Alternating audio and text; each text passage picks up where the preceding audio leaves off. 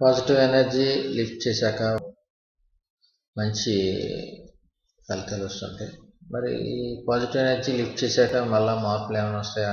ఆ ఎనర్జీ తగ్గిపోయే అవకాశం ఉందా లేదా అని మనం ఆలోచించాల్సిన పరిస్థితి ఉంది.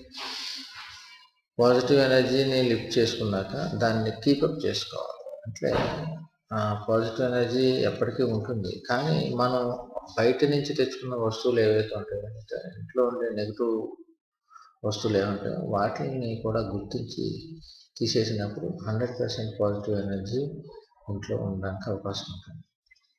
ఓకే, మరి ఈ వస్తువులు గుర్తించి తీసేసాక కొత్తగా చేరే వస్తువులు వస్తుంటాయి. మనం సపోజ్ ఇంట్లోకి ఏదో ఎలక్ట్రానిక్ వస్తువు తెచ్చుకోవడం, ఇవన్నీ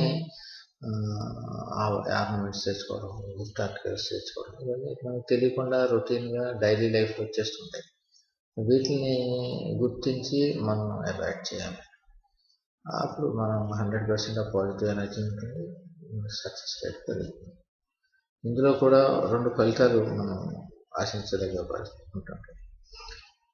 నెగిటివ్ ఎనర్జీ, పాజిటివ్ ఎనర్జీ మనం లిఫ్ట్ చేసుకున్నాం, అలాగే లిఫ్ట్ చేసుకోకుండా ఉన్నప్పుడు ఏం ఫలితాలు ఉంటాయి?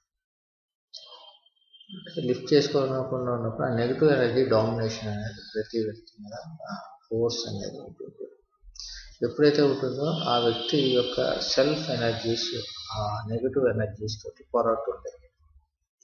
ఎప్పుడైతే పోరాడుతుంటే ఈ పోరాటం నిరంతరం ఆ ఇంట్లో జరుగుతూ ఉంటుంది, మనకు తెలియదు, కానీ మన సెల్స్, మన ఎనర్జీస్ వాటిని ప్రొటెక్ట్ చేస్తుంటాయి.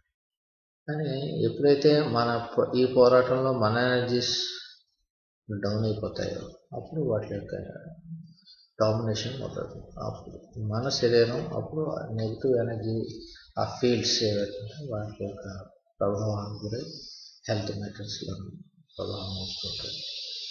ఇంట్లో అందరికీ ఇది ఎలాగుంటుందా, యజమానికైనా అని ఆలోచించవచ్చు. అందరికీ ఉంటుంది.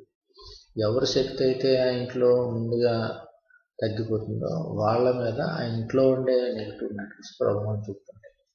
అంచేత నెగిటివ్ మ్యాటర్స్ని మనం ముందు అరెస్ట్ చేసుకోవాలి, ఆ తర్వాత మనం ముందుకు వెళ్ళాలి.